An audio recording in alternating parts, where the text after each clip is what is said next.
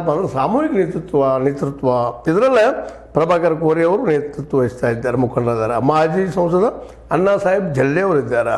ಜಲ್ಲೆ ಅವ್ರ ಜೊತೆಗೆ ಜಿಲ್ಲಾ ಉಸ್ತುವಾರಿ ಸಚಿವ ಸತೀಶ್ ಜಾರಕಿಹೊಳಿ ಅವರು, ಮಾಜಿ ಸಚಿವರಾದ ಲಕ್ಷ್ಮಣ್ ಸವದಿ ಅವರು ಮತ್ತು ನಮ್ಮ ರಮೇಶ್ ಜಾರಕಿಹೊಳಿ ಅವರು, ಇವರೆಲ್ಲರೂ ಕೊಡ್ಕೊಂಡು ಒಂದು ನೇತೃತ್ವ ಮಾಡ್ಕೊಂಡಿದ್ದಾರೆ. ಇದು ಬಲಿಷ್ಠ ಪಂಗಡ ಹಾಗೆ ಮೇಲ್ನೋಟಕ್ಕೆ ಕಂಡು ಬರ್ತದೆ, ಅದು ಹೇಳೋ ಅವಶ್ಯಕತೆ ಇಲ್ಲ. ಯಾಕಂದರೆ ಸ್ವತಃ ಮೂರು ಮಂದಿ ಸಹೋದರರು ಜಾರಕಿಹೊಳಿ ಅವರು, ಜೊಲ್ಲೆಯವರು ಆ ಭಾಗದ ಚಿಕ್ಕೋಡಿ ಭಾಗದಲ್ಲಿ ಸಾಕಷ್ಟು ಬಾರ್ಡರ್ ಏರಿಯಾದಲ್ಲೇ.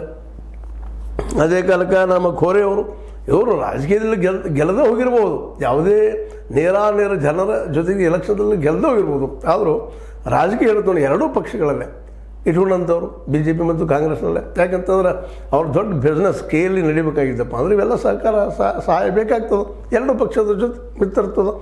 ಅದಕ್ಕಾಗಿ ಪಕ್ಷಾತೀತವಾಗಿ ಬಹಳ ಬುದ್ಧಿವಂತರು ಬಾಲಚಂದ್ರ ಅವರು. ಪಕ್ಷಾತೀತವಾಗಿ ನಾವು ಹೋರಾಟ ಮಾಡ್ತಾಯಿದ್ದೀವಿ, ಯಾವ ಪಕ್ಷಕ್ಕೆ ನಾವು ಬಂದಿಲ್ಲ. ಯಾಕಂದ್ರೆ ಸ್ವತಃ ಅವರು ಬಾಲಚಂದ್ರ BJP ಅವರು ಮತ್ತು ರಮೇಶ್ ಜಾರಕಿಹೊಳಿ BJP ಅವರು, ಸತೀಶ್ ಅವರು ಕಾಂಗ್ರೆಸ್ ಅವರು, ಇವ್ರು ಹೆಂಗೆ ಹೊಂದಾಣಿಕೆ ಆಗ್ತಾರಪ್ಪ ಅದು ಯಾರು ಕೇಳ್ಬೋದು.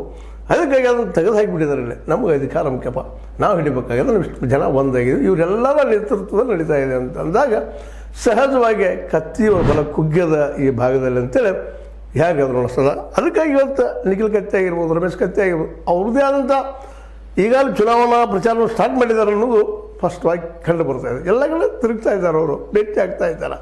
ಇದಕ್ಕೆ ಸಂಬಂಧಿಸಿದ ಯಾಕಂದ್ರೆ BDCCಯ ನರಗಳು ಎಲ್ಲೆಲ್ಲಿದ್ದಾವೆ, ಯಾವುದು ನಡೀಬೇಕು, ಏನು ಮಾಡಬೇಕು ಅನ್ನೋದು